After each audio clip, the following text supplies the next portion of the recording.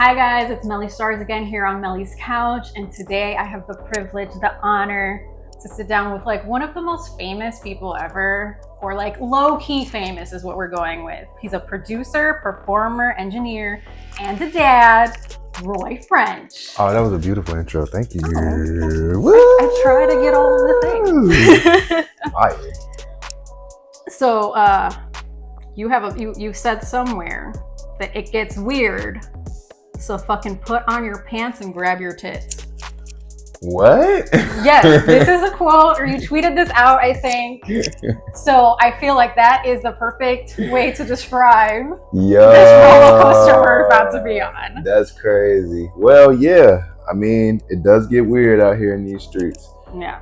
So put on your pants and grab your titties. So let's start. Put on your big boy pants and grab your titties. Yep. Yep. You've been doing music for a long time. Over a decade, pretty much, I think. Mm-hmm. I think maybe two. You're going on maybe 2 decades. Yeah.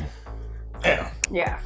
But I want to go back to 2010 and talk about Momma Boys. Okay.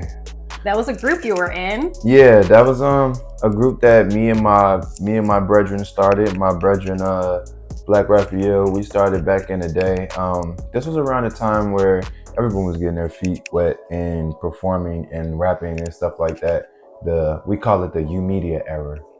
If you guys know about the U Media era or heard about that, it was the Harold Washington Library where everybody would get their rocks off after schools or after like whatever they did. It was us after school in high school. We would go to Harold Washington every Wednesday and just, do our little poetry, do our little open mics just to test out what we made or wrote or recorded to see if people liked it. Yeah. And yeah. So you guys somewhere were described as the new Kid and Play. That's crazy. What? Yeah. Where are you getting this shit from? The internet. Yo, fuck with Melly on the interview. She be deep searching. Searching Nardwaur. They got something on her. That's the second person who's compared me to Nardwaur. I mean, yeah, I feel like we was like Kid and Play, but was like the Chicago Black Power version of it. Definitely, from like your aesthetics, like your visuals and everything, it was like kind of Kid and Play, but also we had like some we had some empowering in us about our duo and our group shit. We would wear like wooden necklaces and stuff like that, or like we would call them mama beads and mama bands and shit like that. And Momma Boys stood for music on my mind always. Nice. So we were just always on some just like rebels, showing that you could do whatever you could want to. You could do whatever, get whatever you wanted to do if you just put your mind to it. Just be powerful and strong and confident about yourself. Yeah. And yeah, I guess that's the influence that we spread out and shit like that. So yeah. So speaking of Nardwaur, it's a perfect segue.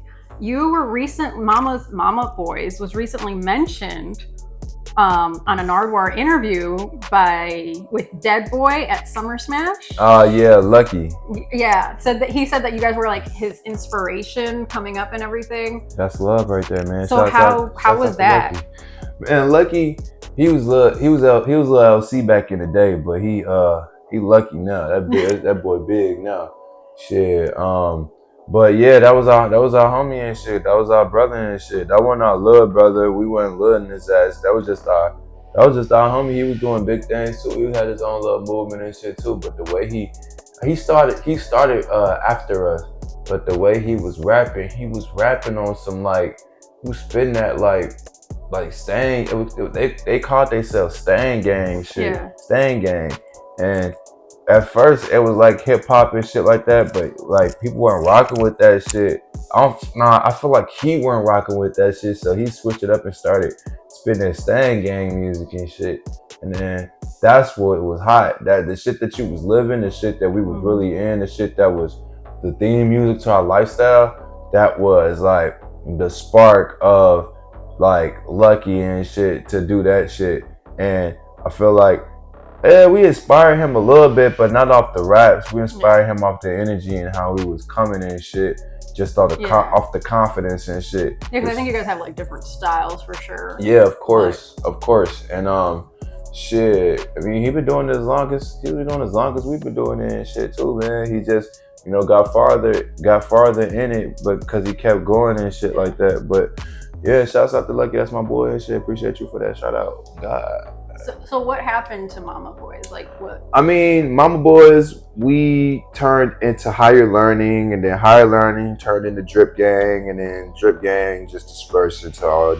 We got older, just went through our own thing and all stuff like that. Mm-hmm. Some people got signed, some people got became parents, some people just had to go through life, man. You know, life was lifing, and that's just what happened. Yeah. So since we're still kind of on the topic of Summer Smash, you went this year, mm-hmm. and you were backstage. Yeah. But you've also performed before. So like, was it different this year as compared to when you performed? When I performed, it was at the Douglas Park. That was the Summer Smash about 2 years ago. Yeah, 2022. 2012. I mean, 2022, tweaking. And yeah, I mean, it was cool. They treated me different there. They treat you different when you're an artist. Of course, they treat you different when you're an artist, but to a certain lenient. When I was there, I got a story to tell y'all. Now we on a podcast. Yeah. That's what we here for. That's what we do on the couch. We tell all the stories. We get to the truth here. Yeah. So uncensored. Untold stories. So like 2022 was beautiful. It was awesome. I appreciate the opportunity. Yeah. Summer Smash was crazy. I got my whole family in there. Yeah. You had a camera crew following you too. Had a camera crew. I had my family, I had my friends, I had everybody who I was on features with that year coming in that bitch. I had everybody in that bitch. And my mom was in there, my dad was in there, my daughter was in there, my girl was in there. Yeah. Like it was a beautiful, like, I felt like, I don't know. It felt like a Christmas or something like that. It smelled like a Christmas vacation or something like that, but in the summertime and just doing what you love to do. And it was amazing, but nothing compares to you being a experiencer, being the person in the crowd, being the person that's like looking out and watching this shit. Like, don't get me wrong, like watching everybody react to you. Yeah, don't get me wrong. Being on that stage was incredible. Being on that stage was incredible, but when I hopped into that crowd and like walked through the field with everybody and then brought more people back, that was the most amazing like feeling ever. And like I wanted to stay there and perform there more so as being on stage because I felt like I was over people. Mm-hmm. And I felt like they couldn't feel me until I got down there. And then when I really got down there, I seen their reaction. They really felt me. I seen the reaction. So yeah, being performance cool and shit like that and sitting on top of stage is cool. Yeah. But being in there with the people, I'm trying to figure out how I can do something like that more so as. Well, and then you had a bunch more so as being on that stage. In 2022, you also had there was people in the crowd who had I was in a mosh pit with Roy French shirts. Oh yeah. And yeah, I mean that's so like mosh pits are like a thing that you. Yeah, mosh pits is like a way how I can like, you know, get people to like remember the show, and also get a touch me a little bit. Yeah. Pause. Yeah. So like I want people to be like, I want people to remember shit. Like how I grew up, how I was learning how to perform. How I learned how to perform was watching Travis Scott at Ill Roots. So, and that was a long time ago at Lacuna Lost. That was like really what gave me the basis on how I want every reaction of my shows to be. Just in your face, looking in your eyes, making sure that you are attentive and receive what I'm giving you because I'm giving it to you.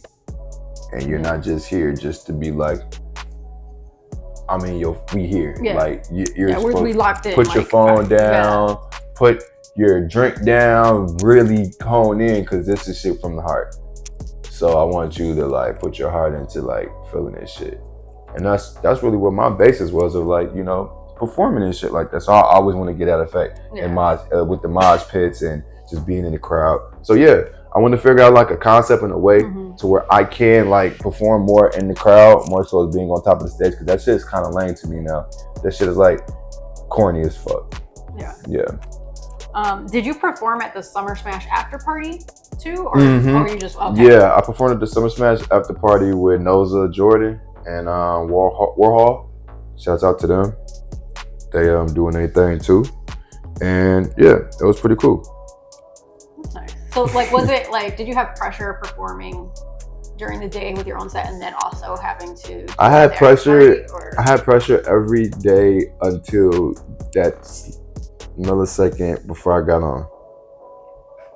Okay, and then you just kind of like went into your. You have no choice after that. At that point, it's like all balls out. You gotta grab your tits and put on your big boy pants. That wasn't the only time you performed. You performed a lot over the years. I think more than I can remember. More than I can remember. Ern said over 200. Over one year we did over 200 something shows, 260 something shows, and there's 365 days in a year. So yeah. So the other 100 and something, you were probably just traveling to those shows. Yeah. Like daily life. Yeah, for real. That's crazy. Yeah. When you think of it in numbers. Yeah. I want to go to 2021 though. November 16th, you performed number 9 at Enjoy, and then the reason I bring this up is because this was like one of the first songs you dropped after a year of not dropping any music. Do you remember that? I slightly remember it, yeah, but most shows that Enjoy are like a blur to me because I had a lot of shows that Enjoy. Enjoy has like always been a home base for performing. But I think I do. Yes, I do remember that. Yes, I do, and that was amazing actually. Yeah. How did it feel like not dropping any music for a year and then coming back with that song and performing it right away?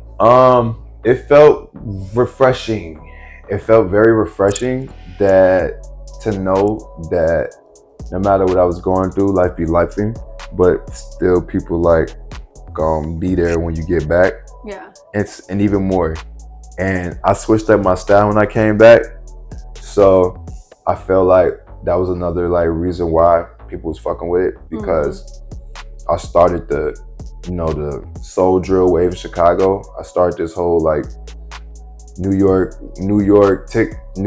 hi-hats going on with the UK drums mixed with the R&B 90s samples in Chicago. Yeah. And which people don't know or remember producing that shit. Shouts out to Cash Cobain too. He was doing that shit at the same time. But I put that shit in Chicago. Yeah. Stamped it, motherfuckers. Yeah. Put that in the big words into the Instagram. Oh, okay. Roy French was the creator of soul drill in Chicago. Stop playing. Period. Let's go. Anyways. You also had another Enjoy performance this year. I know you perform a lot in Enjoy, but this year you performed who? How do you say it? Who? You gotta say it like who? Like it's hot in here. Like who? Okay. Who? And this one was a lot like of fun. My stomach. That was a good fart. You almost fell though. But you recovered. I saw. I was there. I low key almost fell at Summer Smash too at 2012, and the 2022s. Yeah. I almost fell there. I almost fell a lot, but I always catch myself. You did. Or I make it look like I catch myself. I do a nice landing. Let's say that. You did a very nice landing. Look, I'm a cool cat. I land on for my feet. You feel me? Insert footage here. You guys decide if he did a cool landing or not. When I insert this. Go back, right? Exactly. Yeah, you tell us. I also another standout performance was you went to LA in 2022 to perform Slap. You also did a vlog. The vlog was pure chaos. I like doing chaos It vlogs. was just chaos. Yeah. So was this was your first show in LA? Yeah. My first was it my first show? Yeah, I think it was my first official show in LA. My first official book show in LA.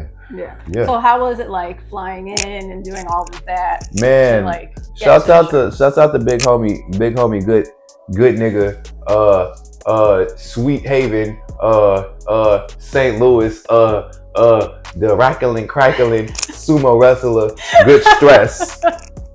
That's my homie right there. He always he's like my fucking he's like my what is it, what they call it, the City of Angels angel of LA. He knows everything about LA, and like that's like his second home. Yeah. Because he's really from Chicago, not St. Louis. He just got that St. Louis accent. He always like showed me love and shit. He always lets me lay my head there and shit, and he got connections and shit like that. That's so cool. So I wrote. He picked me up from the airport. We kicked it at his crib, got a little bit of Wheaties and shit like that. He took me around and shit, and we rehearsed, you know what I'm saying? We did our thing, bro. Shout out to Ultra Ground too. Denzel Curry and all them. That's his people. That's Stress people right there. So those were like standout performances, because like you said, you've performed so much. I was like, if I sit here and talk about every performance, we'll be here for hours. This will be an 8-hour interview. For sure. Just talking about performances. You'll be going to tap into my memory that I don't remember. Yeah. The performances. So, since you keep saying 2012, clearly that was a standout year. So we're gonna talk about it. Why do I keep saying this shit? Because you were on Lyrical Lemonade with Splash. Yep. That's why you keep bringing that up. Yeah. So 2012 is when everything really started. I feel like I just got off making that DMT song, Gone Like a Motherfucker. DMT, I have it in my notes. Yeah. DMT is Gone Like a Motherfucker. Then everything else came from there because the video was so quality. People was like, all right, who is this guy?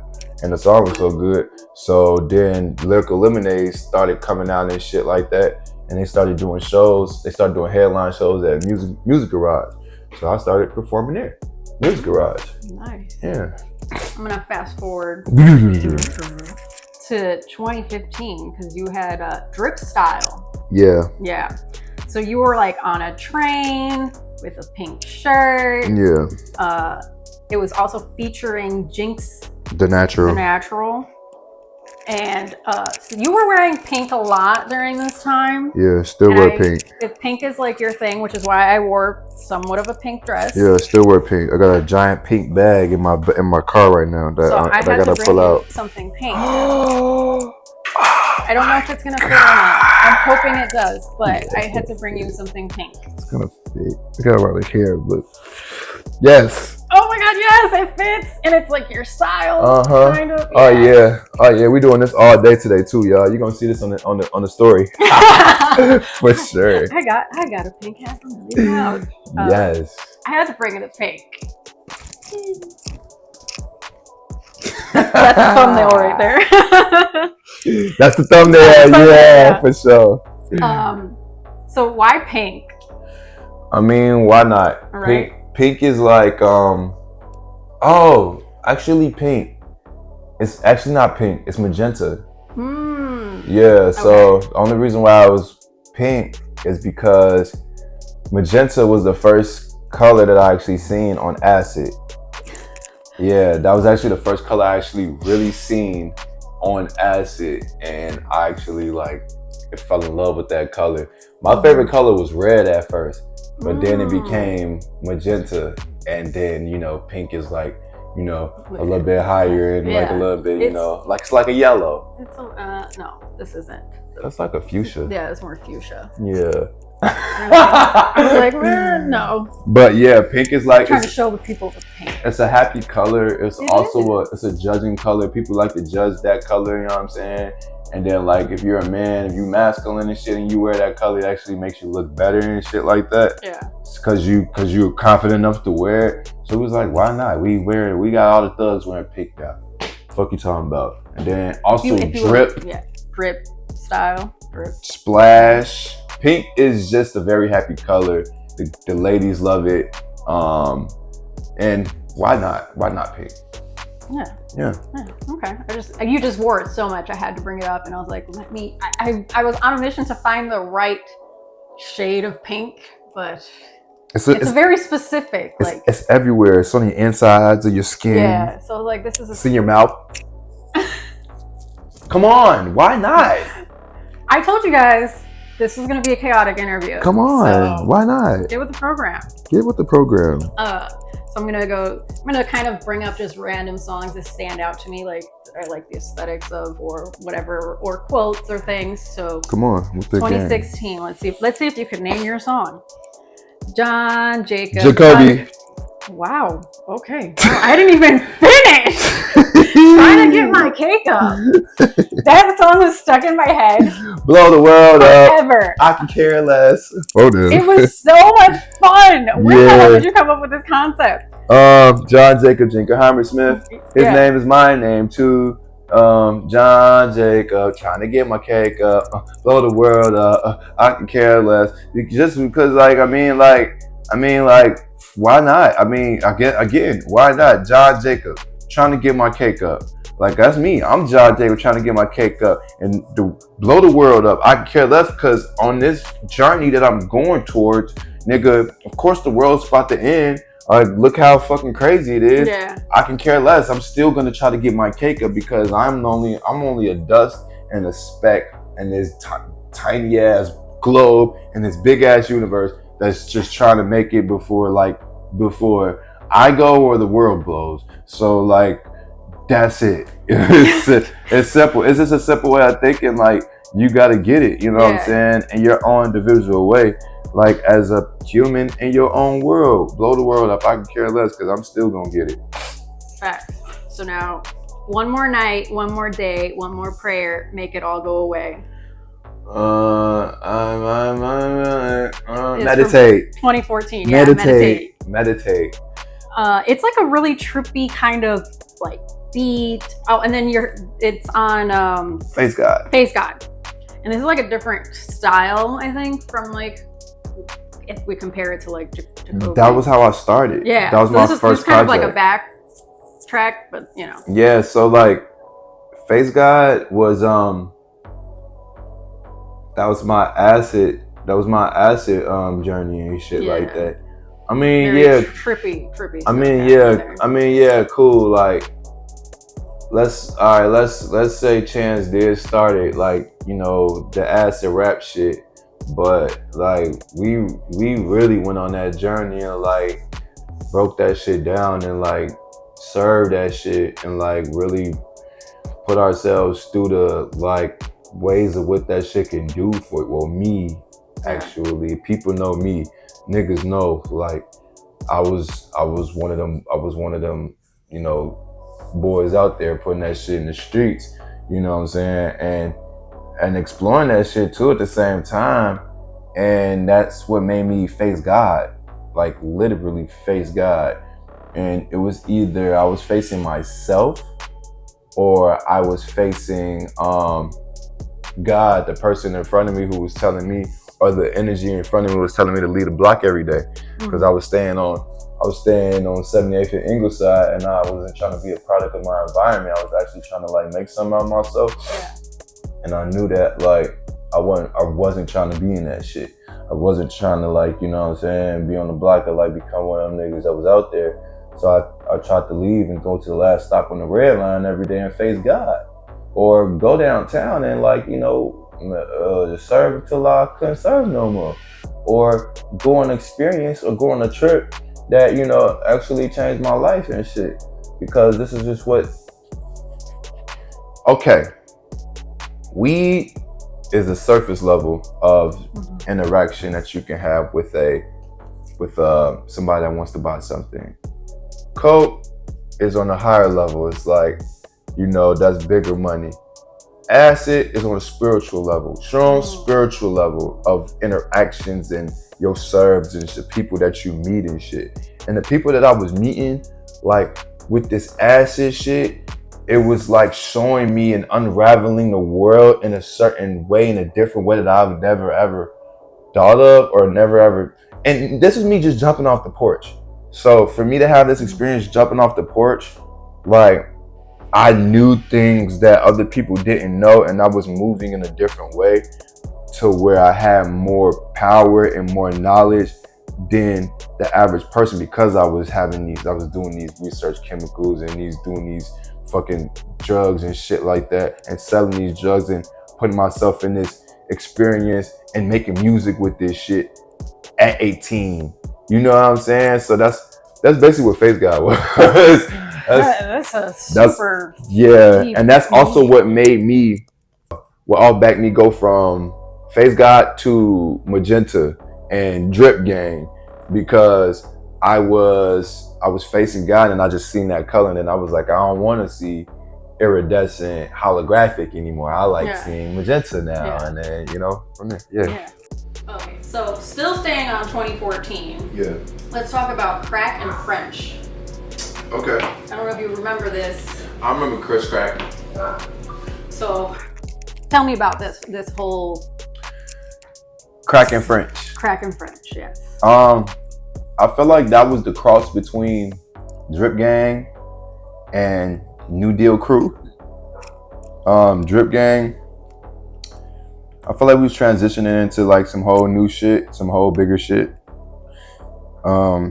So we opened up the eyes. We caught the eyes, not opened up the eyes. Yeah. We caught the eyes of other individuals who was cool as fuck, who was OGs in this shit. You know what I'm saying? Who wanted to, come on, put us under their wing and shit. Show us some ropes and shit. Show us a few things. And me and Chris Crack, we had so many similarities as like personality. Like it was only right. And every time we'd click up, nigga, that was like he was OG. That's like that nigga like the motherfucking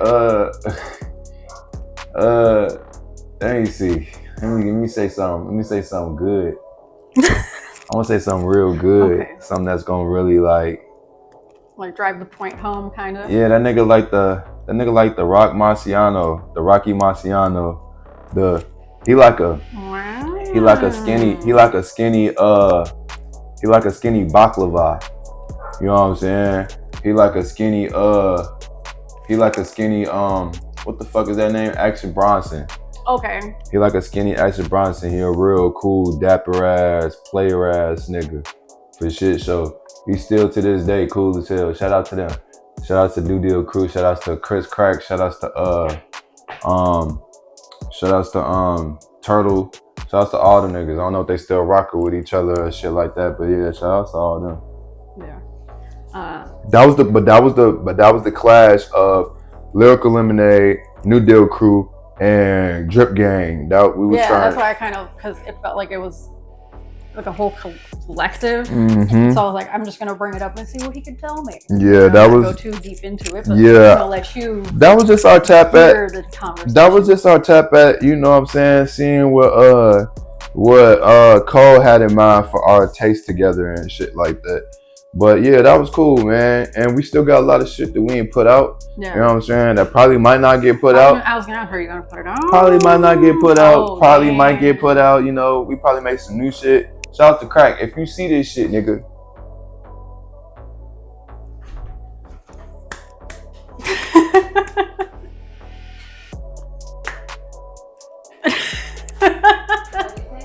Tap in. So let's see if you remember this line. Take it easy though. They told me it wouldn't be easy though. Take it easy though. Take it easy though. Take it easy though. Take it easy though. Ain't telling that it wouldn't be easy, yo. Take it easy though. Isn't it called Take It Easy? Yeah, it's called Easy. Easy. Easy, yeah. Oh.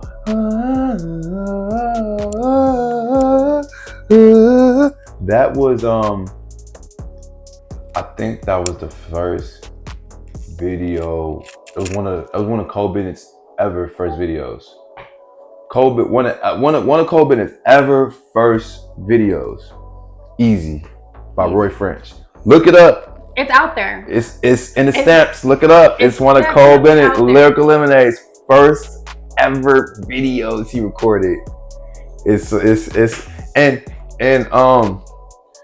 what did I say in that shit? I don't even remember, but I know that I was like really confident enough to be like, oh shit, I could really do this. I could really go in. And I said, I don't even want to look it up right now. We can't even look it up because it's gonna take too much time. Go ahead. Okay.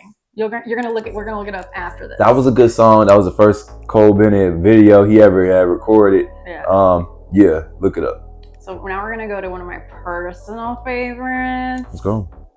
All I Want to Do Is Glow. Oh, Glow. I love that song. I'm obsessed with it. Oh, thank you. Did you see the video? I did. I have notes on the video. Yeah. Who's feeding you grapes?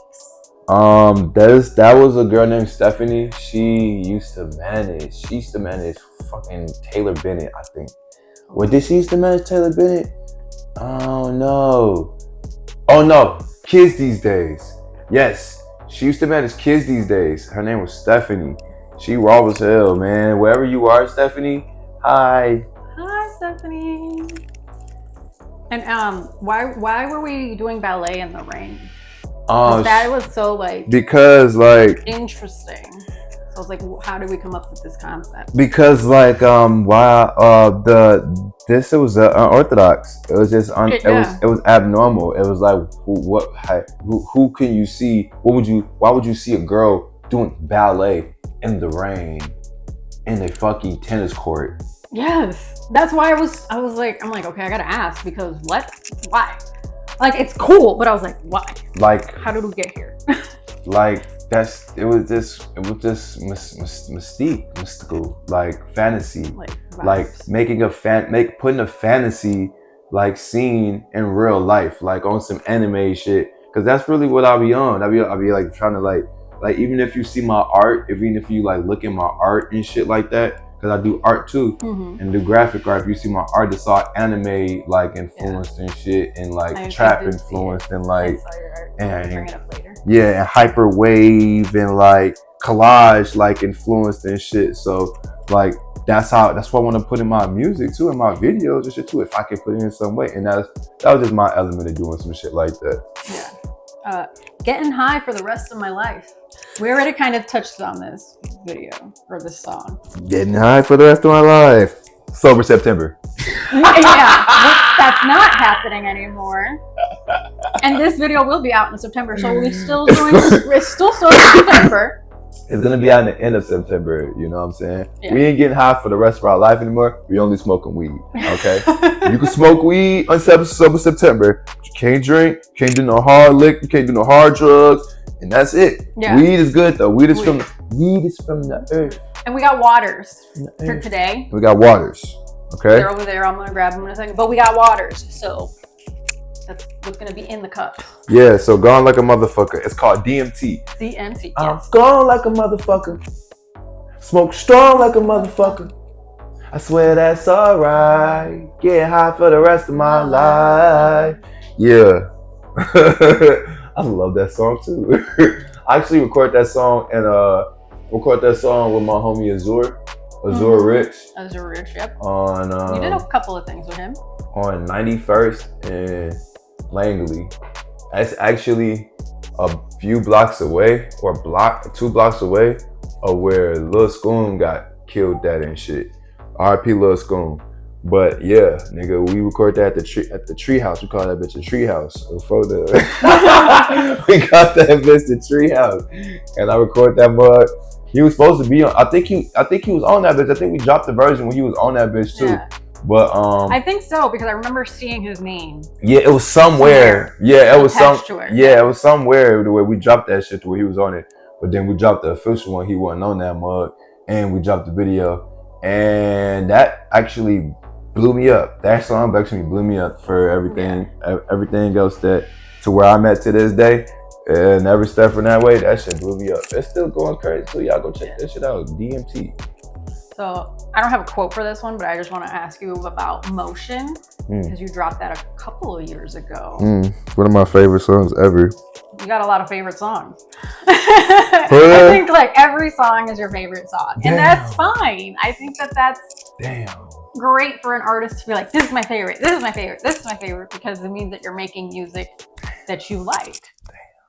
So, you know, why not? Yeah, so motion. Gotta make better choices. Gotta stop hearing voices. Gotta shoot through. Gotta see through it, bro. Said niggas lose who can't focus. Feel like you a distraction. Try to take me off my motives. Mama told me don't like. Every bro ain't your bro, so don't let them niggas get close. What is that? Can't have emotion with niggas they zombies you never had. Hey, I say can't have emotion with niggas they zombies they never had. But can't have no emotion with niggas they zombies. With niggas and they never had dead guys. Yeah, all of my friends say dead guys. I need that rent by the deadline. For the motion. It was just. I mean, at the time of that, I'll take a lot of breaks because I go through a lot of shit. That's why I'm like kind of jumping all over the place with the songs because you kind of take little breaks. Yeah, I take a lot of breaks because I go through a lot of shit and like I be telling myself and thinking to myself that I can't create when I got so much shit I'm going through. Mm-hmm. And you really can't sometimes, you know what I'm saying? I mean, when you ain't living and you just like going through, you know what I'm saying? You really can't really make shit. Yeah. But sometimes you have to. So when I do like go through shit and have it as an outlet or like a fucking as therapy, like as you should, guys. I'm gonna tell you this. Great. Therapy is great and it can be in different forms. You don't have to go to some place to talk to somebody or pay for anything.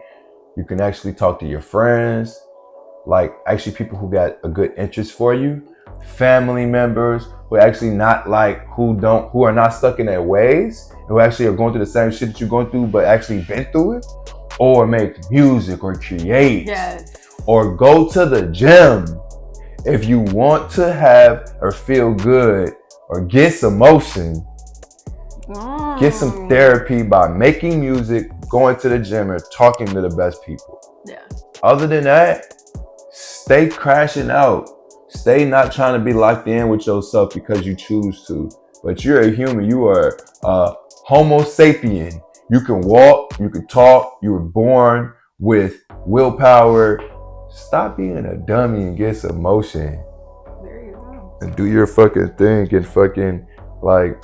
I was gonna ask, have you found it like challenging to stay consistent because of like mental struggles and daily and life be lifing and life be lifing. So like and also as a human, I'm not gonna make it as broad as that because we are not biased at all. Everybody is going through shit. Mm-hmm. As a human, we go through so much shit to where we get frazzled. We get too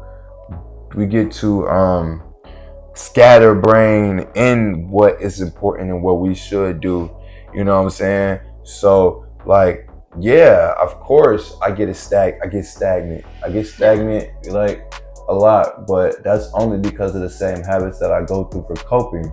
You know what I'm saying? If you keep on doing the same coping mechanisms that aren't good for you, then you are always going to stop and have to reset and then pick up your pieces and pick up more pieces that you had to pick up for the last time that you had to pick them up because you fucked up from the last time because you're coping in the wrong way, like drinking or fucking hanging out and going out for a long time and shit and not having no purpose, or hanging out with people that ain't got shit that like is like fruitful to your fucking lifestyle or life that you're trying to grow and develop as a human. We're going through growth development, people. Like, we're not just here to party. I mean, we're not just on this rock the party. Of course, time is still ticking at all times. And that's one thing that we can't ever get back. That 1 second that just passed, we ain't getting that back. So we got to get groovy, you know what I'm saying? So like, if you do get stagnant, figure out why so that you can like stop being that stagnant so that you get your life on. Yeah. So that, because you are a human and you can be powerful. Yeah. You know, I do get stagnant when life be life, but I'm not trying to do that shit no more. I'm trying to get back on that shit. It's gonna take a little time for me to get to the best version, But y'all gonna hear some roughs, and then y'all gonna be like, all right, back. He back again. Yeah, it's always like a trial and error when you're trying to get back, especially like when you're trying to be consistent Hell again. yeah, you have a song titled "Consistent," girl, and a video. Girl, you with the face paint, with the and the girl's boobs. Damn, what? How did you get away with that? That's still on YouTube. And I was like, what are you talking about? Oh! Nah, consistent was damn. I feel like shouts out to APJ. He actually shot that video. And I was supposed to be linking up with his ass soon to do the purple box and shit like that. Ooh, purple box. Yeah, he been playing. Tell that nigga. Yeah, I'ma say it on camera, nigga. Calling you out. Yeah, I'ma say it on camera, nigga. Stop playing with me, folks. I've been trying to hit your ass up for the longest. Nah, we've been trying to link up though. That's my boy right there. We've been trying to link up, and we're gonna do some shit, but consistent. Yeah, basically, I've been trying to stay consistent. I've been trying harder. It's hard. It's definitely hard, and then like, that's the one thing like your mom says, like good job, try harder, or good job, keep going, or keep like that's all she can do. I would get a lot of good job. Keep up the good work. Yeah, or like, why are we gonna praise you for doing what you're supposed to do? Okay, thanks. Ouch. 3 days doesn't mean shit because that's what you're supposed to do. But at the end of the day, how do I get farther? But at the end of the day, yes, that's all you gotta do. At the end of the day, just get stronger, get better, get as better as you can, get as good as you can, get as strong as you can, get as smart as you can, get so that you could just splash. So life could be easier when you're going along with this journey. You know what I'm saying? I mean, other than that, you're gonna have a harder time if you know what I'm saying. You don't, follow a few lessons and rules that people tell you that keep knocking in your head, but you keep being hard headed. Yeah. You know what I'm saying? So stay consistent. Stay consistent. That's we coming back to that one. Yeah. That's the big That's the topic right there. That's the segue. Yes. How we got there. So this is not about being consistent, but 3 years ago you did a video for No You Not. Why were you stealing cars in the video? Because I feel like that was my car actually, guys. Oh, okay. So he wasn't actually stealing cars. That was he was my just car. stealing his own car. It was for cinematic purposes. It was a movie, man. It was like for cinematic purposes. I don't know why we went to steal the cars. I feel like this was Chicago shit. Motherfuckers just stealing cars and shit. Right, so you just gotta put some real shit or some shit like that. Law and Order, nigga. You know what I'm saying? Nigga, Chicago PD, nigga. It's the Chi. You know what I'm saying? It's the fuck it is. Southside, nigga. That's what we was on. Some cinematic shit. Low budget, Tubi action. You know what I'm saying? But hey, Fubi.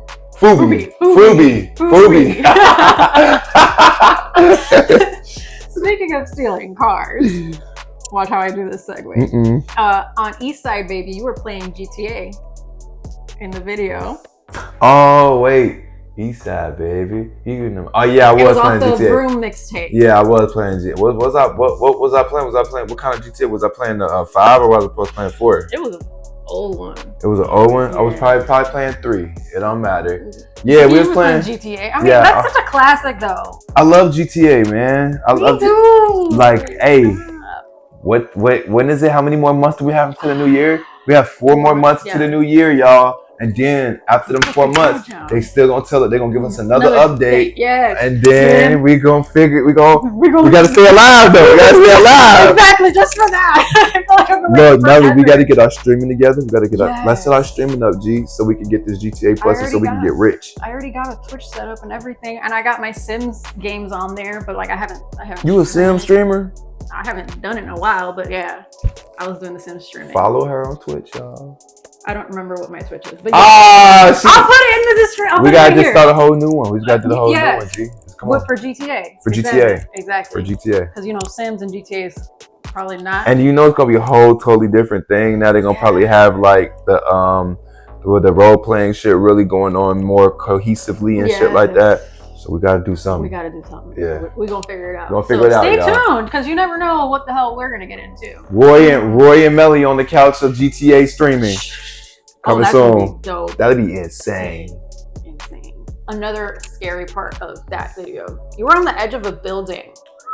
Were you scared at all? That wasn't me on the edge of the building though.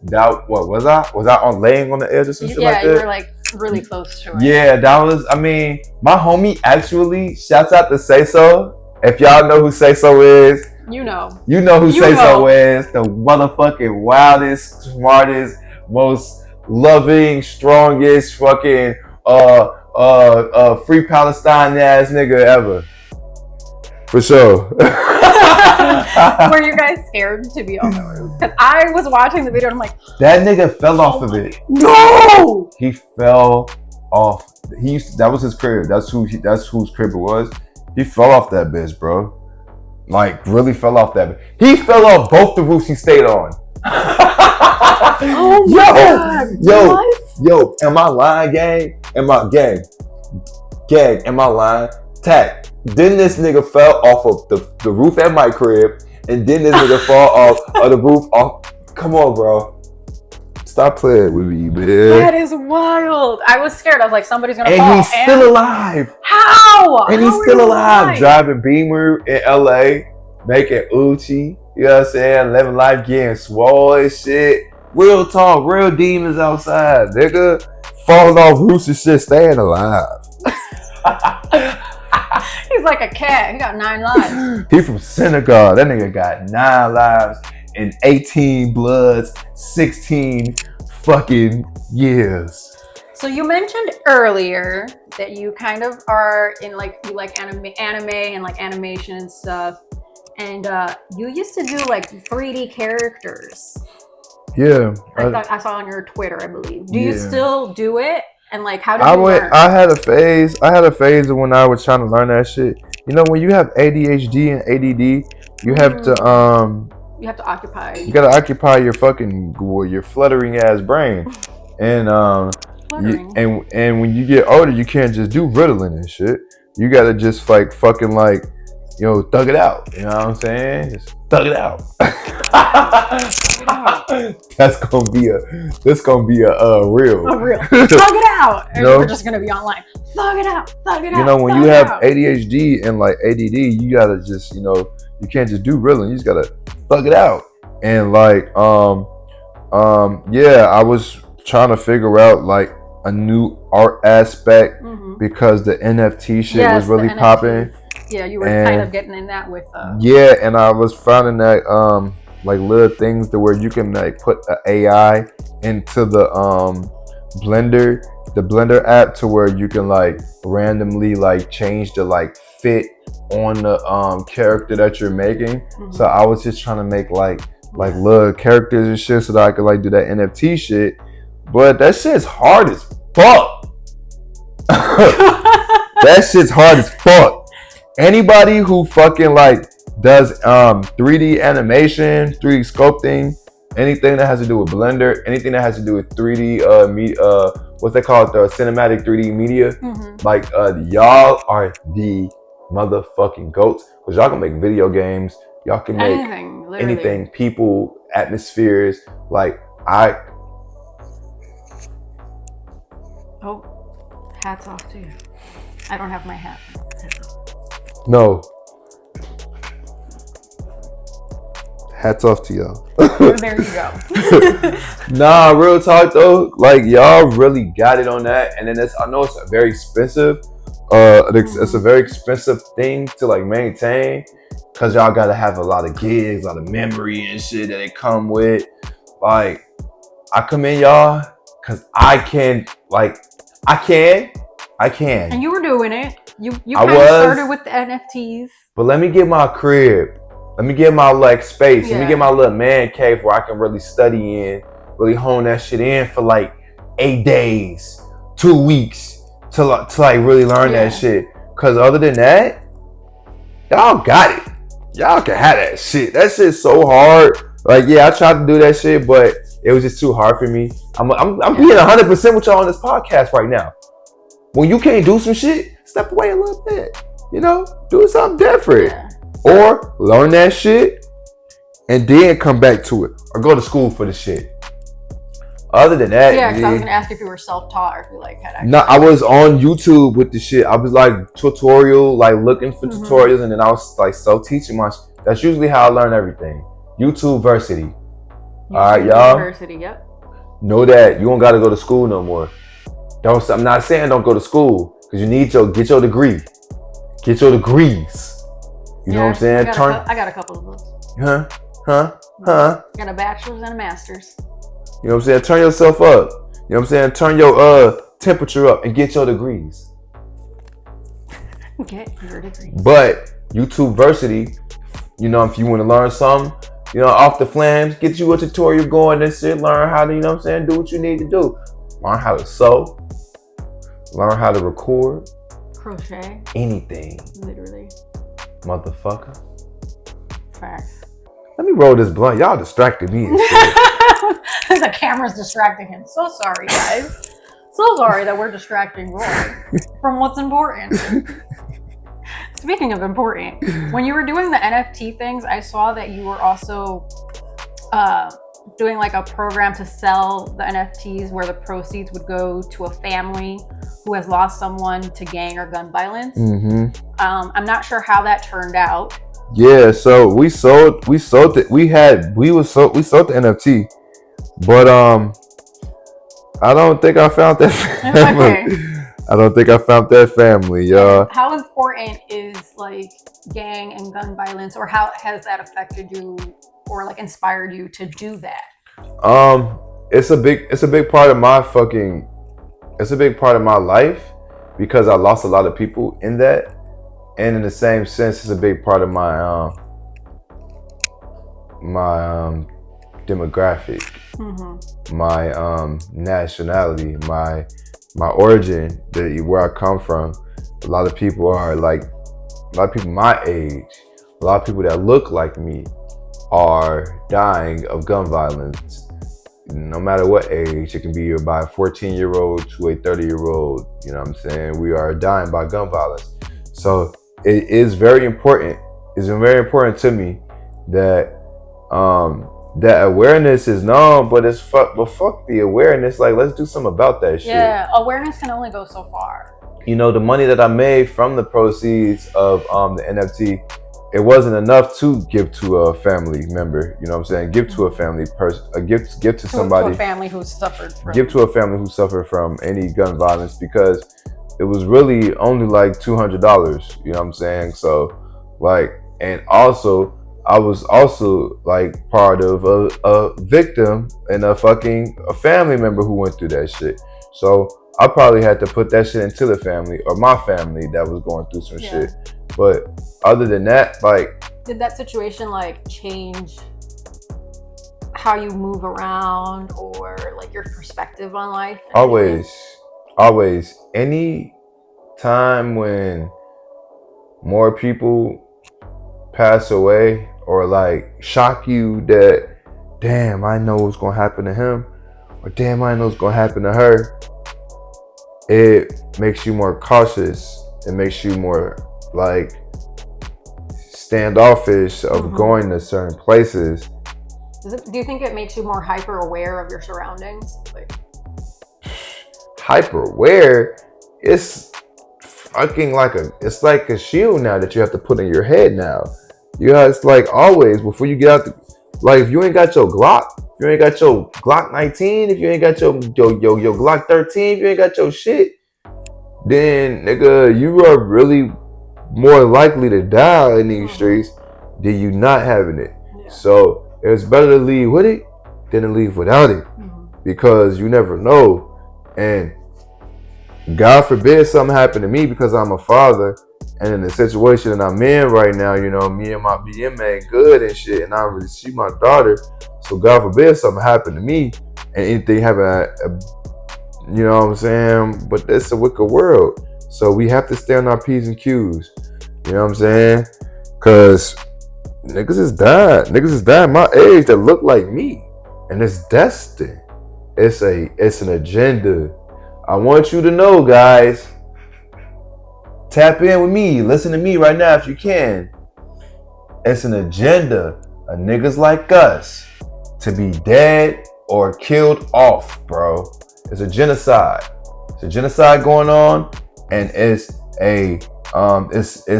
more than a genocide because it's not just kids. Yeah. It's us.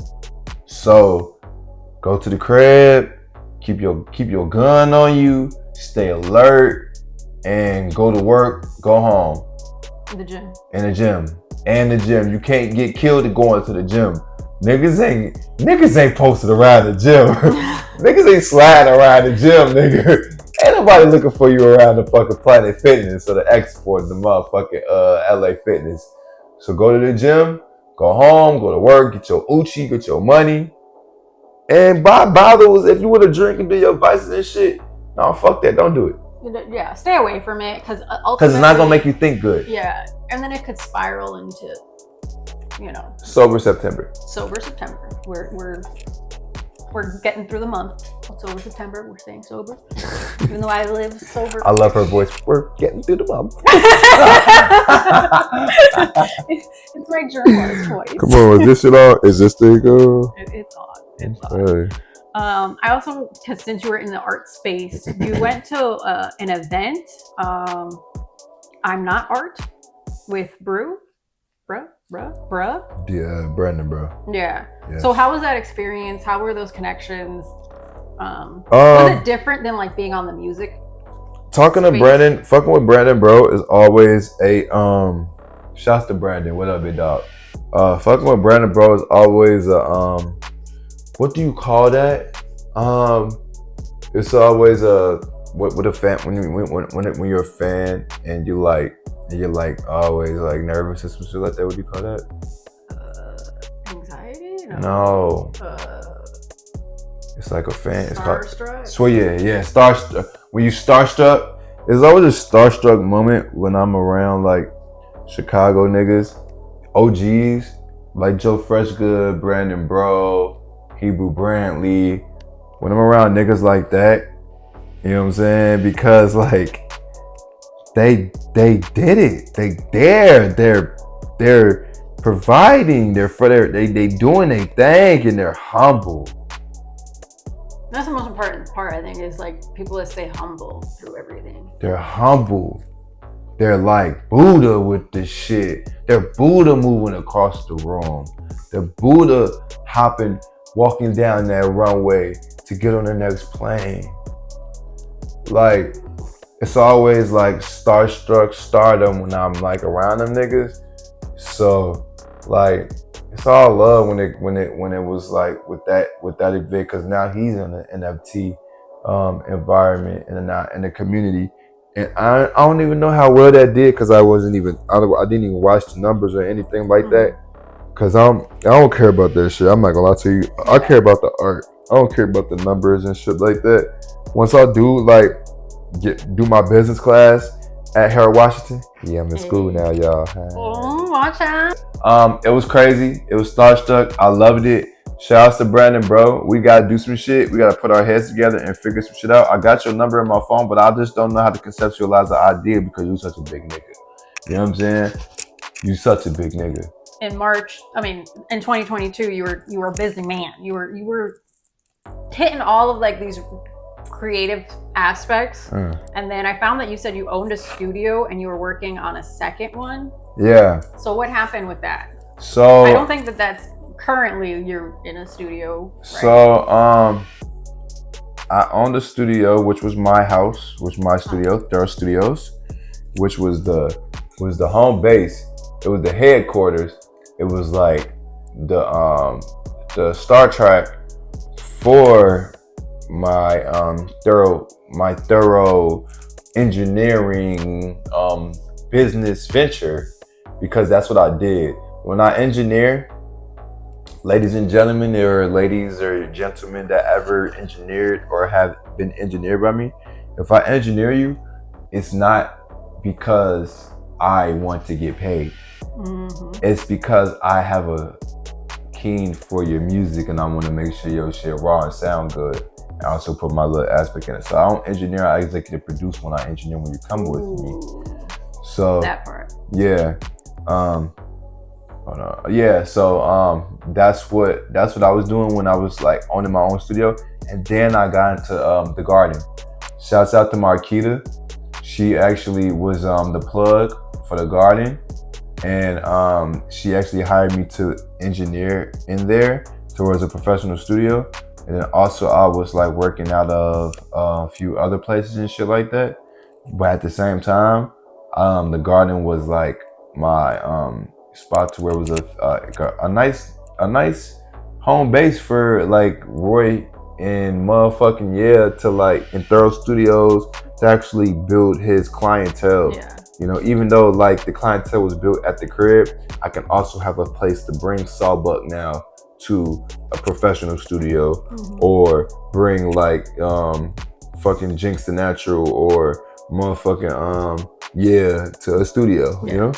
Yeah, we're gonna talk about motherfucking towards the end, because I have a little segue plan over there. But I just want to ask, it's gonna make sense once you answer this question. Right now it's gonna sound really random, but is Stone Cold still your favorite wrestler?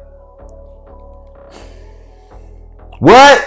Because you made a song with the title and you used little audio clips. You produced this one yourself. Listen, y'all. Listen. Hold on, let me go get a paper real quick. Okay. Listen.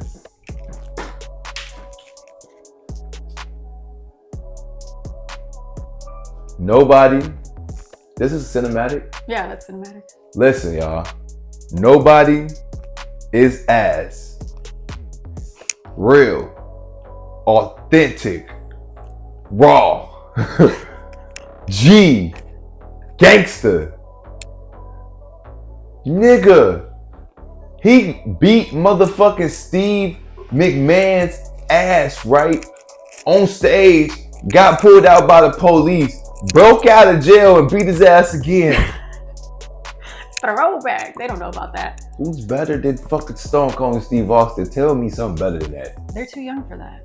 Yes, Stone Cold Steve Austin is still my fucking favorite wrestler. Why wouldn't he be? Nobody's better than him. Nobody's coming like him.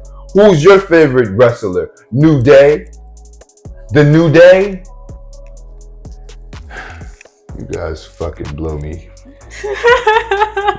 Were you expecting that question? Get out of my presence. Wow. Walk out of your own room right now. He's just kicked you out of your own house, actually. Go get some water. Go get some fruit. Go eat some fucking eggs right now. There's some water right there. I'm good on that. Oh, okay. They need to. They need water. Oh, okay. So here's some water.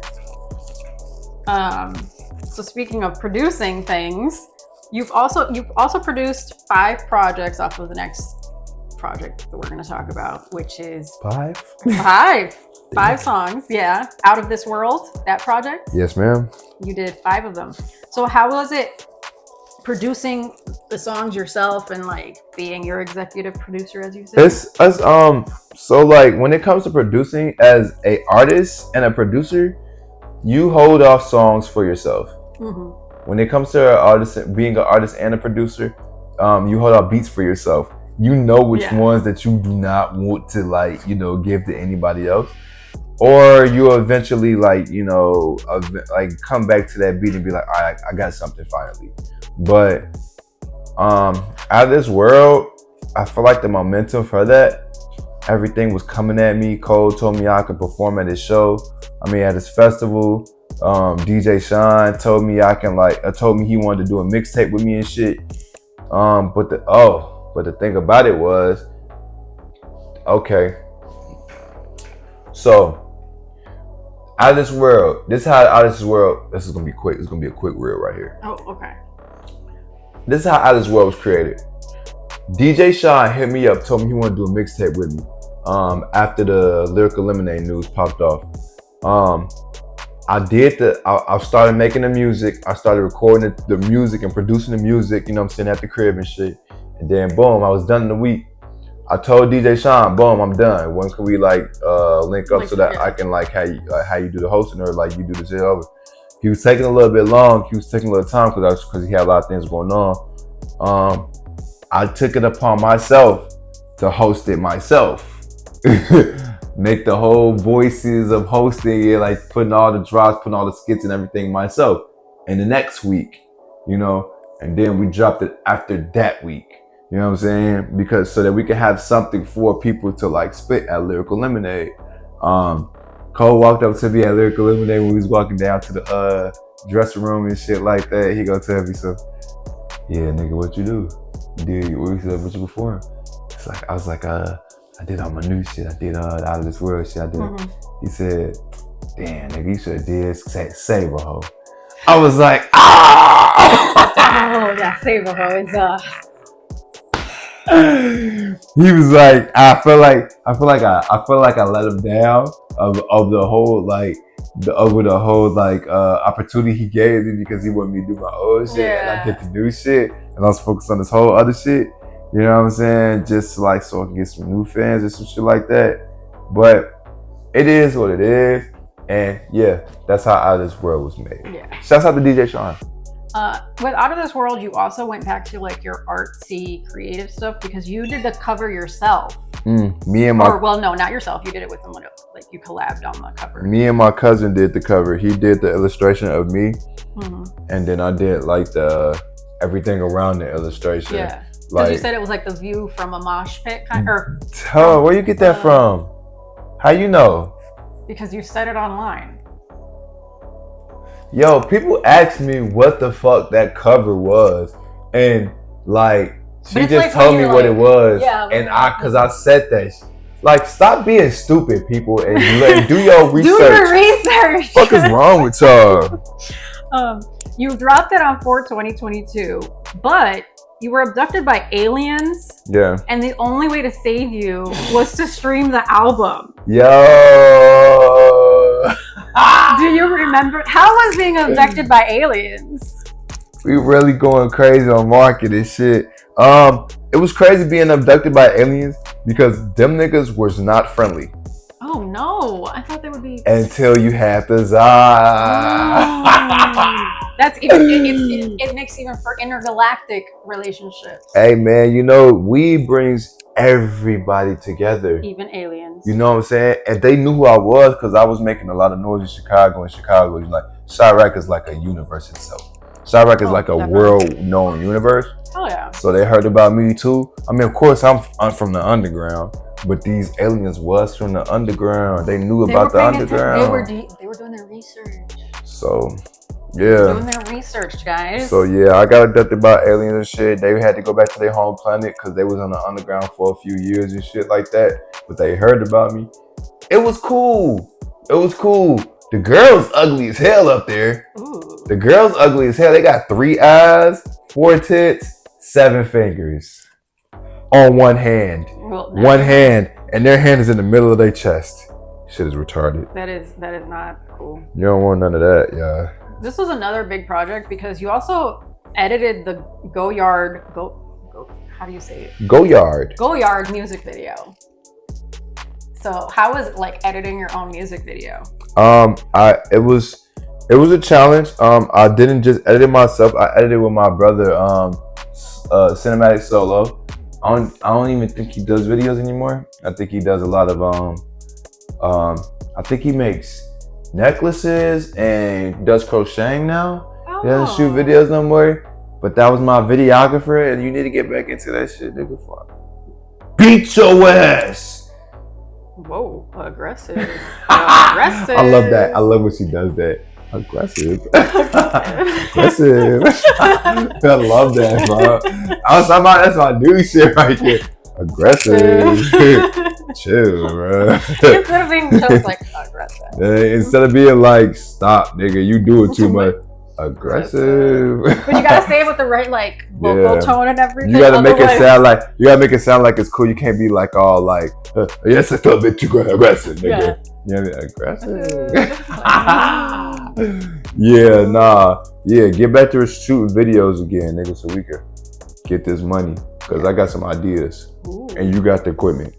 Ooh. Bitch. I mean. Wow. I love you. Oh.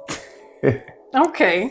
Well, that was a little up and down roller coaster. Aggressive. Aggressive. You also, this is when the merch came out that I want, that I can't find, that you owe me, which is the I was in the mosh pit with Roy French. Look, I owe 2 other people, and I apologize. Dino, I know I owe you that hoodie, and Shorty. and Shorty. And Shorty. You know Evie, who you are. Evie. Evie. Okay, I was trying to say I know I owe you that hoodie too. I got y'all, but when I got y'all, it's gonna be even better this time. Y'all probably gonna get like 4 of them and like 3 t-shirts now. But yeah, I gotta make some more. I gotta make new shit. I gotta make like new quality. If we do like a part 2 where we do our streaming, I can wear it for branding. She trying to with the ideas and shit like that. Look, she trying to get it. Look, y'all. Okay. 2022 was like a big year for you, clearly, because you was doing all the things. You made a post about stepping away and how social media brainwashes us. Can you talk about the effect on your mental health and creativity based on like social media? Social media. Let's talk about the internet first. Yeah, or the internet in general. I think that specific post was about social media, but I grew up in the beginning of the internet. So check me out, y'all. I was born in 1992. I don't know how far back that it seems to y'all. 1992 seems like, the 70s to some of you guys. Right? We're not that old. It's weird. Sure. So fucking weird because the 90s is so cool. But it was. I mean, I was born in the 89, but still, the 90s is cool. But like social media, when it came into effect, at first it was cool. We had MySpace, the MySpace days, Facebook, AIM, instant messaging, to where we ain't see the people as much, or we ain't see people like as consistently on scroll as we see now. We can just click on their page if we wanted to see them. We can just message them and then go back to the page and see if they messaged us or not. We didn't get no notifications to just instantly go back to our shit. We didn't have a scroll Rolodex to see what everyone was doing, even if we didn't know them at a all consistent time. So like social media definitely brainwashed us into it, because social media was made for us to get like them, or like them. You know what I'm saying? Not dislike them, because that's not a factor in social media. You have to look like to get liked. It ain't no disliking and nothing, because that's negative. But what you post can be negative to like. Make it make sense. Social media is a brainwashing technique, bro, for you to sit back and just fucking rot and melt and mush. How long have you alright, check me out. What's the longest have you ever stayed on a social media site and scrolled? Tell me that. Can you just tell me that? What's the longest? You a real nigga? You a real woman? Tell me this. What was the longest in your head of the longest time you've ever scrolled and you was like, damn? And what did you gain from that? Probably nothing. Exactly. It's a brainwashing technique, bro, for us to like distract ourselves, fucking lose ourselves, get sleepy and go to sleep, get fat, get no money. Unless you're making money on that shit. Unless you're making money on this bitch or getting knowledge on this bitch to where it's a tool, you should not be wasting hours scrolling and looking into other people's lives. If you're not taking notes on what you're looking at, if you're not actually applying yourself to what you're reading into on these videos, there's a lot of knowledge on here. You can make some money if you apply yourself. But if you're not, you just keep on scrolling and skipping over, the fuck is you doing? It's brainwashing. Yep. So we're still kind of on these tough topics. And I want to talk about the song How. Because you said it was created in a space of betrayal and despair. with your spiritual beliefs surrounding losing a friend? Damn. If Chat GPT was made around that time, that's what that caption would be. Yeah. So where are you now with that situation, and like how was that impact on you creating the song, on your mental health? Was it like a healing song for you, or like I'm still asking God, how can you take that person back from me? I'm still asking God, how can you take that person back from me? But that's me being selfish to myself, because at the end of the day, God has his own plan, regardless of what that plan is. You feel me? You get me? It could be anybody. Yeah, at any You time, gotta prepare yourself. Yeah. And you can never, and it's never ever a full prepare of how you can prepare for someone to go pass away, especially somebody that's actually touched your life. Mm-hmm. It could be a friend, family, cousin, sister, brother, girlfriend, baby mother, kid, child. That person is a piece of you. Of course, you're gonna ask God, how? The person was so good to me. That person was like so helpful to me. That person was so like, that person came right in my life, right in the perfect time. How could you? How could you question? How could you question that person's existence, God, when you like sacrifice yourself for us, man? Like, how? That's kind of food. Yeah. You know, so that kind of like made that me was like really deep. Yeah, I didn't question my faith. I just questioned like why. Like how it fit with your faith, kind of, maybe. Yeah, sometimes when you're dark and deep in the dark situation, you can't see nothing. You can't see no light. You can't see the light at the end of the tunnel. You can't even go towards that light if you in that darkness, man. So yeah, and we go through that darkness as humans. As humans, we go through darkness. But you have to go through it somehow, so make music. That's therapy. That's how you do that shit. It's still gonna be instilled in you though. When you look in the sky and look at the sun or look at the clouds and see like a sun ray gleaming through them clouds, you still gonna think about your friend or your family member that passed away. You know? But just gotta thug it out. I think with my mom and stuff, there's always like little things that'll randomly pop up that I'll be like, oh man, mom, or maybe that's her telling me something, or you know. When you lose a special person in your life, bro, that's still here. You had a connection with that person. Yeah. You think about that shit be grieved. That shit be grieved. I ain't gonna lie to you. Just as much as you like feel as your mom, I feel that shit the same way as I feel as my BM. For real. No doubt. It is what it is though. Yeah. So we're gonna lighten the mood a little bit. Life, dude. Life be lifing. Let's talk about Phase 1, which you dropped November 19th, 2020. My birthday. So you're a Scorpio? I would show you my belly ring, but I'm wearing a dress, so we're not gonna do that. Because it's a little, yeah, it's a little scorpion. So. Nah, we ain't on that. Stop that. No, girl. Calm down. So the reason I want to talk about it is I turn the other cheek. Oh. I'm talking straight. The reason I bring it up is because you completely produced and mixed it in 5 days. What you talking about? Yeah. What? Phase 1. Oh my God. So how was that process? COVID, man.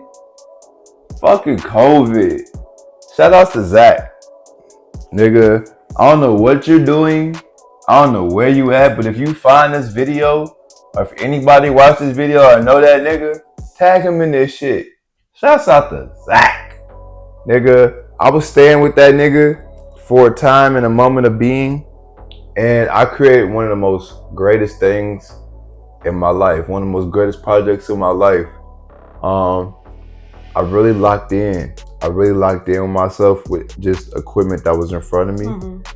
And at the time, I'm gonna be 100 with y'all. Let me be 100. Damn, this gonna be the most realest fucking podcast, the most rarest podcast that Roy French has ever fucking did with anybody, bro. Hey, so I feel special.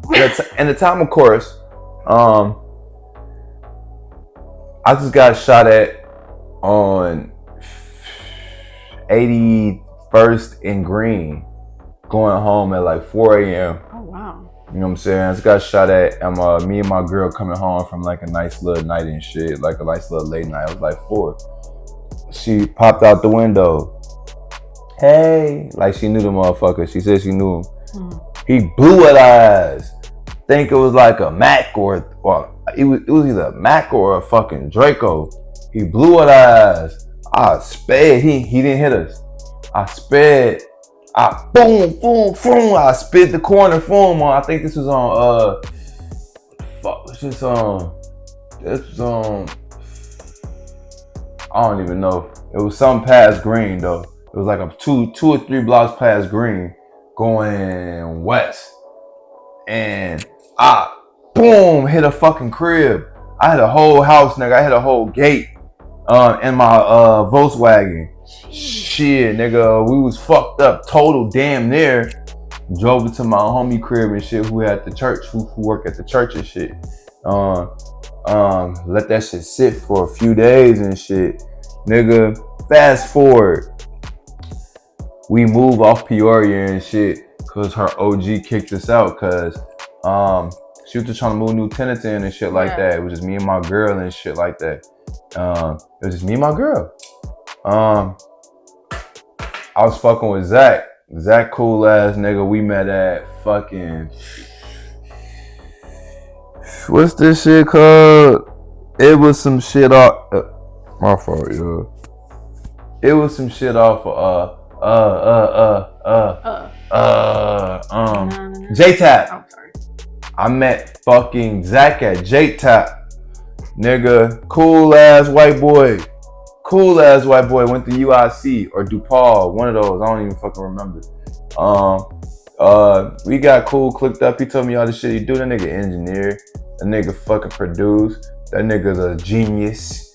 A genius. A chemist, I think he said he was. Oh, a chemist.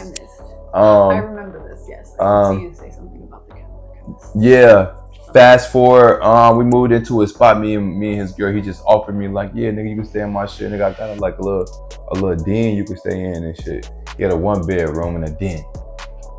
Me and my girl stayed in the den. We had a little mattress, or we brought our mattress from the spot. Nigga, put the mattress in, laid that bitch in the studio every night to go to sleep, folks. You know what I'm saying?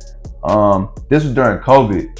So Trump, boom, dropped that money on us. Had grants going. We was running that shit up. Grants, nigga. Fucking scams, nigga. Fucking Allegedly. This is for educational purposes only. Yes. Nigga, all that shit, we was running up, nigga.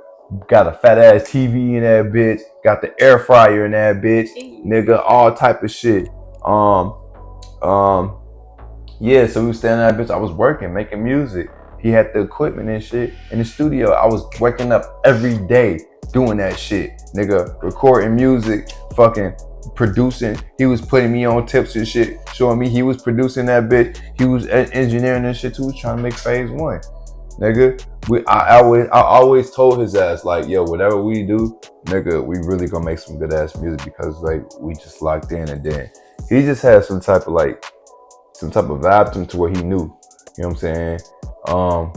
So yeah, nigga, we made music in that bitch. Wow, I'm making music in that bitch. Shit, nigga, we make a baby. Me and my girl.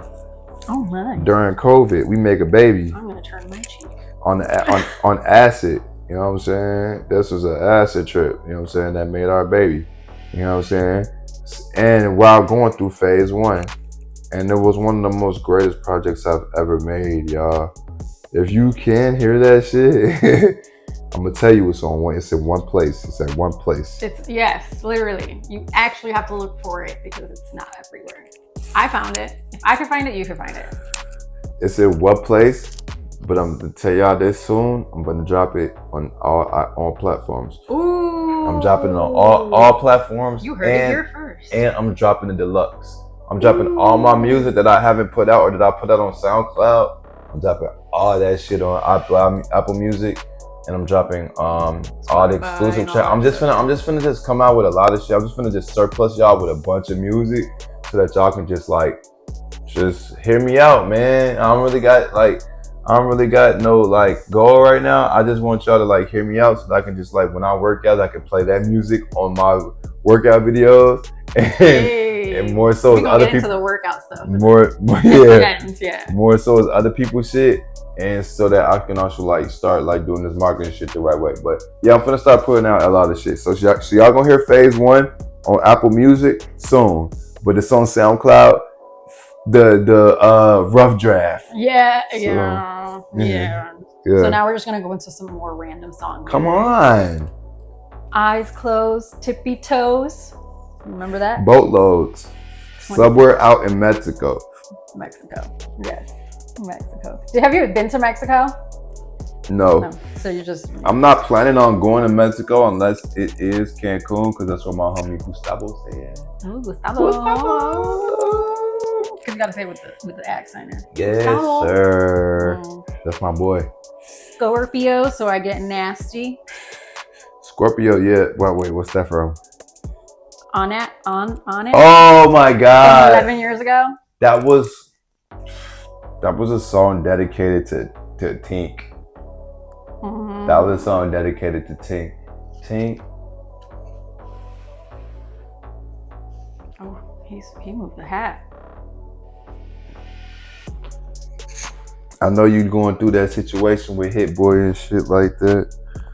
I know you doing your shit with Hit Boy and shit like that, but that nigga lame. Ooh. That nigga lame. I make better beats than him. Ooh. I engineer better than him. He does all the things better. Creatively. Oh my God. Oh my God. Hey, you heard it here first, Tink. Nah, I'm just playing, y'all. I'm just playing games. I'm a comedian. He is actually. I feel like that should be another career path that you go down is comedian. I'm a natural comedian. I'm not finna really write shit down because when I write shit down, I suck. When I write shit down, I suck. It'd be like that sometimes. When you write shit down as a comedian, are you better? Question, y'all, comedians, people that really get out.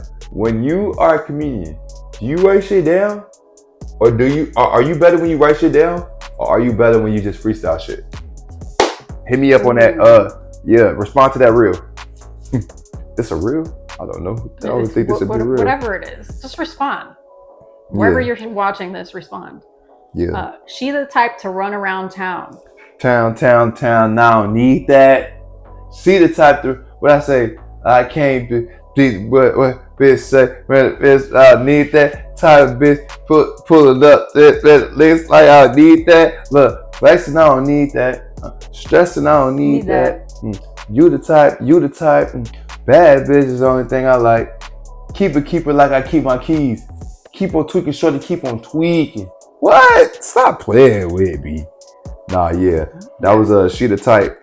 That was when I was really starting it. I was coming out of my pocket. 8 years ago, I believe. Yeah, I was coming out of my pocket, really investing in going to engineers and going to studios. That was Complex Studios. Complex 2012, y'all know who that is. Y'all already know that's Merc Studios. Yeah. Merc. Motherfucking the engineer, I forgot the engineer name, but I wonder what he doing right now so I can log back in with him. I don't know what he's doing right now, but he really made my shit saucy. You gotta lock back in with a lot of people, bro. Because I'm over here. Because you making me just think about all the niggas again and shit. I love the niggas, man. I love the people. Man, where y'all at, man? Come lock back in. Pause. Oh. Pause. Okay, last song I'm gonna bring up before we move on. Pass oh Jesus, Pass That Joint, which was a bonus track, and you did this Pass That Junt. Junt. That's that Junt. So you did this track with DJ Earl from Teklife. Yep. There we go. How was that collaboration?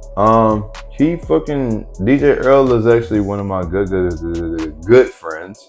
Okay. So you don't have to lock back in with him because he's already locked in. Hell yeah, that nigga my phone. That nigga number my phone. Nigga texted my phone. Yeah, DJ Earl. He is part of Ableton, the Ableton community, the Ableton company and shit like that. And also he's part of Teklife. And he also doing his own shit. But so back in the day, that was when he was really heavy with Teklife, and I was really heavy on that juke shit. If you hear my music, I got a lot of footworking influence in my shit because my manager back in the day, Ace Boogie, he's also a footworker. He was in footworking fucking community, and he still is. He's one of the coldest. And like, yeah, man, like I was always loving that footwork shit. I was always on 87th at Battlegrounds and shit like that. So I always wanted that footwork shit in my music because it always made me feel good. I don't give a fuck what anybody else cares about that shit. I know it sounds good to me. So like, yeah. Okay. I love that shit. Yeah. Shout out to Earl. So the first time, this next question is, the first time I heard or saw this was on Come Clean. Who is motherfucking Yeah? Motherfucking Yeah is my producer. Motherfucking Yeah is my producer. He lives inside of me. He lives right here. He's like right here. He's like the whole, like this shell right here. That's him. And I love him. He's fucking awesome. He's weird. He like goes left. He does what he wants to do all the time. Awesome. And he can do anything. He can do any genre. He can do anything. He can copy any beat. He can do any like sound type, tip type, like, and when he adds his own sauce to it, it makes the icing on the cake the perfect shit. Yeah, that's me. Motherfucking Yeah is my producer. Yeah, because I don't think a lot of people even know that unless they were like, unless they do their research. Yeah, it's my producer name. It's just my little alter ego just for my producer name and shit like that. I need to make a Instagram for motherfucking Yeah again because that last one got hacked by some Nigerians. Yeah. Fuck you niggas. Whoa. Aggressive. Y'all attack my shit over some and took my motherfucking Bitcoin. Oh hell no. You bogus. Y'all suck. So I'm gonna take you back to May 14th, 2020. There was a phone call or a FaceTime kind of where you were gonna go to war. You were gonna hit the mainstream. Do you remember who it's with or what this was? Are we allowed to talk about this? Yeah, we can talk about this. Go ahead. So Dame Dash.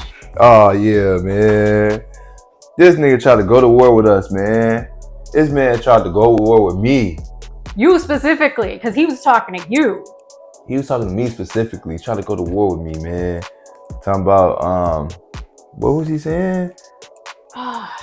Oh, every person that I fuck with or whatever, they hit the mainstream, and if we go to war with you, like don't take it personal. Bunch of shit like that. Yeah, man. Something along those lines. It was just a young versus an old type of verses he was trying to go about. And when I went out there to like try to like I pulled up on him, I tried to slide on his ass. He ain't want no smoke. Oh damn. He didn't really drop his address and shit. So like I don't know. Like niggas be talking and shit, bro. Niggas really be talking. What Tizo say? Tizo said, niggas say it's on site, but it's really on sites. Y'all figure out what that means. Fuck is you talking about? Exactly. So now we're gonna get a little personal before we go, so we can give, some wisdom to the world. You're currently documenting like your health journey, your new body, you know, healthy routine, sober September. Have personal struggles made it like difficult to keep it together and to create? And like, what inspired you to kind of document this journey? Yeah, so I'm not gonna lie to you.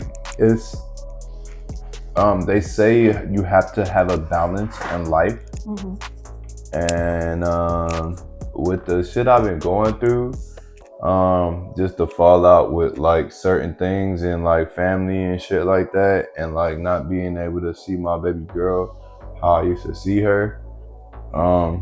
It's been pushing me to like go into the gym a lot, just so I can like get my health better, get my health better, get my mental health better. And when you go into the gym, you actually see results like quicker than you actually see results in a lot of other things. So like I've been just doing that a lot, and the life situation that you go through, it fucks with you. But if you stay consistent with like doing things that help you, it's better to deal with it.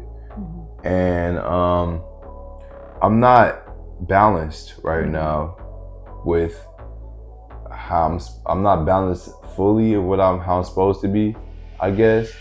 Because financially, because of how life is, nigga, like I guess you gotta get an extra job, you gotta get more jobs, you gotta have more hustles to like maintain these days. You gotta have like 3 jobs to maintain. And you know, I don't see my daughter as much. Yeah. But I was gonna ask you, like, how is being a dad? Because you're very big on, that's one of your titles, probably your most important title in life. So because you're a very involved dad, I would say. So what does being a dad mean to you? Being a dad to me means like the challenges now that you're facing. Being a dad to me means being there. Being a dad means to me being there, really. And then when you're there, you can do everything from there. You know what to do from there. Like all you gotta do is just like a job. Show up, and then once you show up, like it's a bonus because it's not a burden. It's a blessing.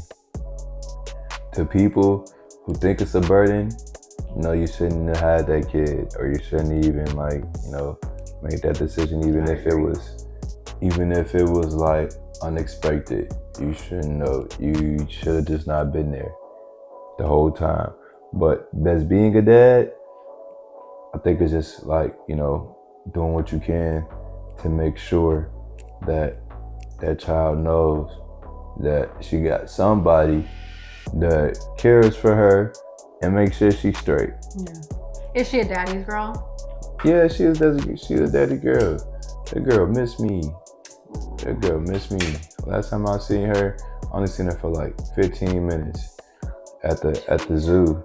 And when I left her and shit, she was crying and shit, like, and I couldn't leave her. I was trying to calm her down, like, I'ma see you again.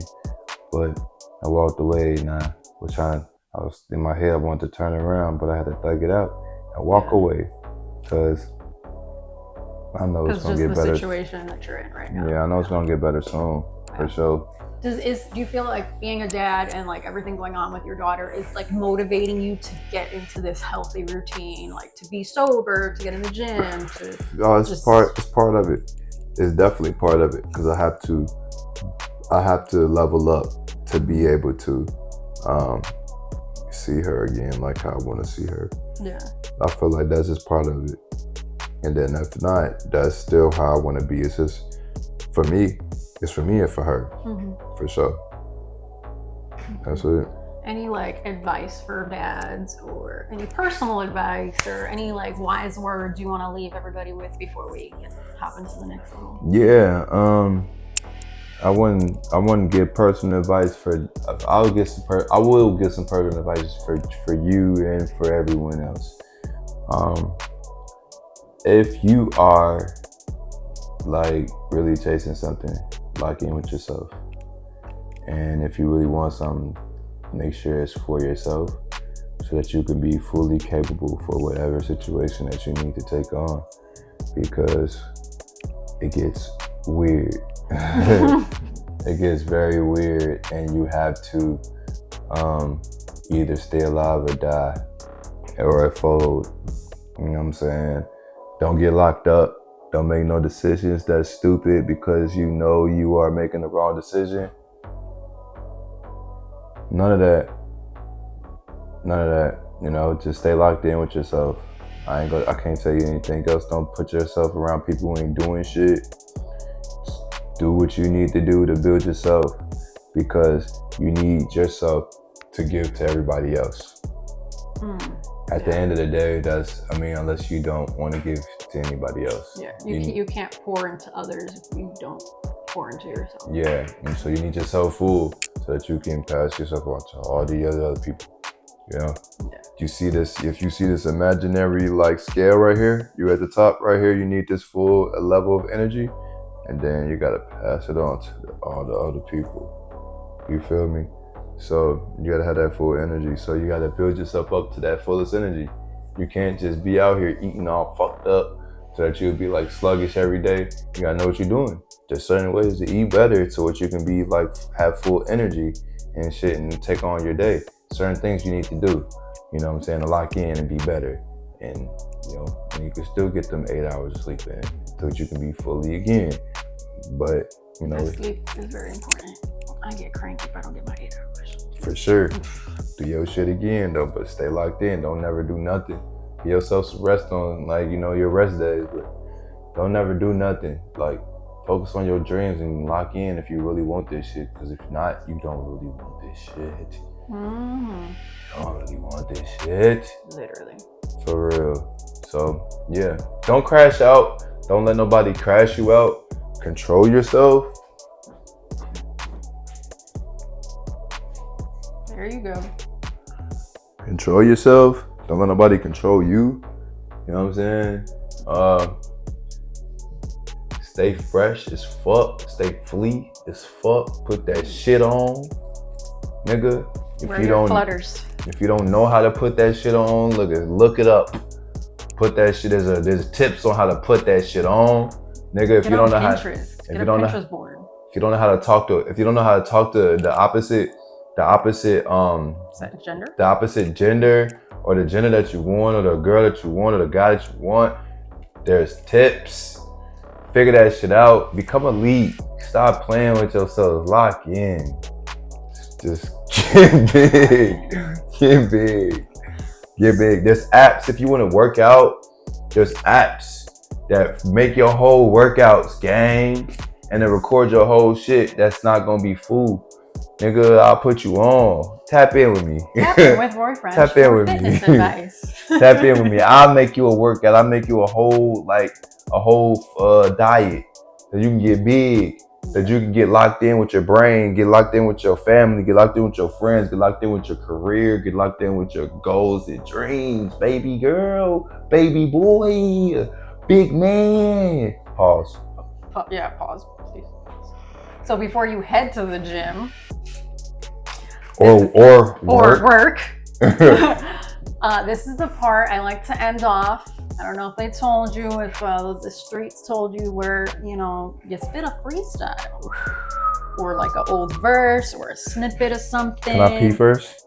Okay, but no distractions. Back to your freestyle before we go. Check it out. All right. Strap up your boots. This is a hold on. We rush up and crushing the cup and then slow down. I can't fuck with niggas that act like you niggas. Switch up and gossip like bitches so low down. If you ain't know, bitch bet you know now. Pass me the light. I'm about to flow now. She was uptight. She doing, bro. Now I pull up, I skirt. I'm like, bro, now I'm feeling fantastic today and won't go down. You fuck up the vibe. I fuck up your shoulder. She making her body shake. I'm like, whoa, my brother, my life show. So I want some more than. And if you ain't choking, then that shit ain't smoking. What's in your dope and that leaf nigga know? I feel amazing and there's so much snow in the sky. Feel like I seen your face, niggas wolfing outside. Ain't no action in play, ain't no animal, boy. You ain't packing no way. I'm on 70, and I feel my iron your way. You get 3 for the double, you ate. Going idiot, spotting with like some J. Polly, buddy, the beef in the stadium shake. You left on the first, get out on the third. This fishy you think, don't come my way. I'm water like lake, icy like skates, sting like a scorpion. Yeah, I kill a snake. I play to win, you play to play. Please just killing my demons away. How many bumps will it take to the face to be eaten a star in the alien's place? How many times do I have to tell you I do not know where anyone if you scared? Cause DJ some great how you, but they should shake my dank PU, then it should stink. Open the window with some in this bitch, then it should slap. Smoking as soon as Okay, we got something. We got something. It's okay. That's something. So everybody remember to follow The Lot, who's my official sponsor. We couldn't do this without them. And The Lot. The Lot. Obviously follow Roy French. Everything is at Roy French, correct? Yes. Yes. At Roy French _ or at Roy French. If you can't find me, Google. I'll put it here. Literally Google him, because that's all I did, and I found all of the things that we talked about here. Yeah. And I guess that's it. So here's a thank you card that you could read later, because nobody can read it because my handwriting sucks.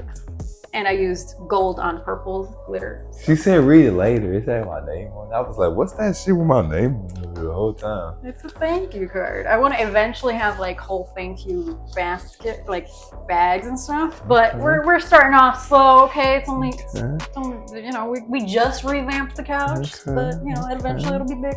We'll get more sponsors, have like more goodies. I like it. All right, so check everybody out. Check me out. Check Roy out. Check The Lot out. And until next time, bye.